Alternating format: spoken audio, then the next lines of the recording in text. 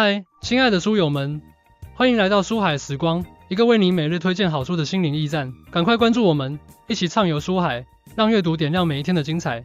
在开始深入探讨这本书之前，我想先问大家一个问题：在你的职业生涯中，有没有遇到过这样的困境？你努力工作，为公司创造价值，但总感觉自己在原地踏步，找不到归属感和方向感。或者，你作为企业管理者，是否常常为员工频繁跳槽，缺乏工作热情而苦恼？这时候，我们需要思考问题的根源究竟在哪里。让我们来看一个名人的故事。史蒂夫·乔布斯，这位苹果公司的传奇人物，他与苹果公司的关系可以说是一种独特的联盟。在乔布斯早期的职业生涯中，他与苹果共同成长，他的创新理念和苹果公司的商业目标紧密结合。然而，在被苹果公司解雇后，他并没有放弃自己的追求，而是继续在商业世界中探索。后来，当他重返苹果时，他与公司之间形成了一种更为坚固的联盟关系。他带领苹果公司走向了一个又一个辉煌的巅峰，创造出了 iPhone、iPad 等改变世界的产品。这个故事告诉我们，当雇主和雇员之间建立起一种基于共同愿景和相互信任的联盟关系时，所能爆发的能量是惊人的。联盟首先向我们阐述了一种全新的雇佣关系模式。联盟在传统观念中，雇佣关系往往是一种简单的交易，雇主支付薪水，员工提供劳动。但联盟告诉我们，这种模式已经不再适应现代商业环境。联盟关系是一种基于信任、相互投资和共同受益的框架。这种联盟关系就像一张紧密交织的网络，企业和员工都是网络中的重要节点。企业为员工提供发展平台、资源和机会，而员工则为企业贡献自己的技能、智慧和创造力。在这个过程中，双方都朝着共同的目标前进。这个目标不仅仅是短期的商业利益，更是长期的、可持续的成长。例如，一家科技公司和一个程序员之间建立联盟关系，公司承诺为程序员提供培训、参与重要项目的机遇以及职业晋升的通道。程序员则承诺在一定时期内，运用自己的编程技能为公司开发出高质量的软件产品，并且在公司面临挑战时，积极发挥自己的作用。这种联盟关系的形成有着深刻的心理学原理。从心理契约理论角度来看，传统的雇佣关系主要建立在书面合同所规定的经济交换基础上，而联盟关系则更强调心理契约的构建。员工在心理上期望从企业中获得成长机会、认可和归属感，而企业则期望员工忠诚、有责任感并积极创新。当双方都能满足彼此的心理预期时，联盟关系就会更加稳固。从马斯洛的需求层次理论来说，员工在职场中的需求不仅仅是生理和安全需求、工资和稳定的工作环境，还有社交需求、良好的人际关系、尊重需求、被认可和尊重和自我实现的需求，实现个人价值。联盟关系正是通过满足员工这些高层次的需求，激发他们的工作热情和创造力。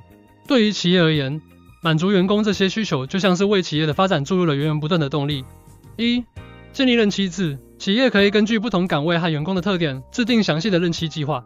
在每个任期开始时，与员工明确沟通任期目标、评估标准和预期收益。在任期过程中，定期进行反馈和调整，确保员工朝着目标前进。例如，在学习与发展任期，企业可以安排导师指导员工，为员工提供培训课程和资源。对于企业来说，任期制有助于提高员工的工作效率和忠诚度，因为员工清楚地知道自己的发展方向和目标，会更加努力地工作。同时，企业可以根据不同任期的表现，更好地评估员工的能力和潜力，为后续的人力资源管理提供依据。对于员工而言，任期制让他们的职业生涯更加有条理，增加了职业发展的可预见性。2. 鼓励员工内部创业。企业可以设立内部创业孵化平台，制定内部创业项目的申请、评估和实施流程，鼓励员工提出创新的想法，并为他们提供必要的支持和指导。例如，企业可以定期举办内部创业大赛，对优秀的创意进行奖励，并帮助其落地实施。对于企业来说，内部创业可以带来新的商业机会和创新成果。它能够充分利用企业内部的人才和资源，避免了外部招聘带来的风险和成本。对于员工而言，内部创业让他们能够充分发挥自己的才能，获得更大的职业发展空间和成就感。3. 构建信任与沟通机制。企业要营造一个开放、包容的文化氛围，鼓励员工表达自己的想法和意见。在沟通中，要注重倾听和反馈，及时解决员工的问题和困惑。例如，在团队会议中，领导者可以采用头脑风暴的方式，鼓励员工积极参与讨论，对员工的建议给予积极的回应。良好的信任与沟通机制可以提高团队的工作效率和凝聚力。当员工感到被信任和尊重时，他们会更加积极地投入工作。同时，及时的沟通可以避免因信息不对称而产生的问题，提高决策的质量和效率。书中提到，在联盟中，雇主和员工建立的关系基于他们为对方增加价值的能力。雇主需要告诉员工，如果你想快进你的职业生涯，那么我们公司是一个好地方，因为我们将为你提供机会。这段话深刻地揭示了联盟关系的核心：价值交换和共同成长。还有一个案例让我印象深刻，一家软件公司在面临激烈的市场竞争时，决定采用联盟模式来重塑公司与员工的关系。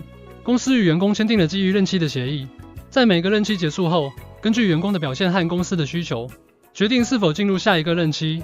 在这个过程中，公司积极鼓励员工内部创业，为员工提供创新平台。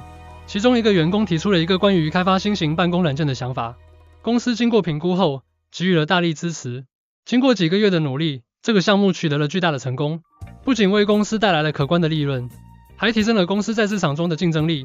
这个案例充分展示了联盟关系在激发员工潜能、推动企业发展方面的强大力量。通过以上对联盟的介绍，我们可以看到，这本书为我们提供了一种全新的、适应现代商业环境的雇佣关系模式。其核心价值在于构建一种长期、互惠互利的关系，让企业和员工都能在合作中实现自己的目标。它改变了传统雇佣关系的思维模式，为企业和员工之间搭建了一座坚固的桥梁。朋友们，联盟这本书就像一把钥匙，能够开启我们职场生涯的新篇章。我强烈的呼吁大家阅读这本书，并将其中的理念运用到实际工作中。如果你是一名企业管理者，想一想如何与员工建立起真正的联盟关系，为企业打造一支充满活力和创新力的团队。如果你是一名员工，想一想如何与企业建立联盟，在工作中实现自己的价值。不要再让传统的雇佣关系束缚我们的发展，让我们拥抱联盟，开启一段充满机遇和挑战的旅程。种一棵树最好的时间是10年前，其次是现在。让我们从现在开始行动起来，学习联盟的理念，践行其中的方法。相信在不久的将来，我们都能在职场中收获成功、成长和幸福。让我们一起为了更美好的职场未来而努力。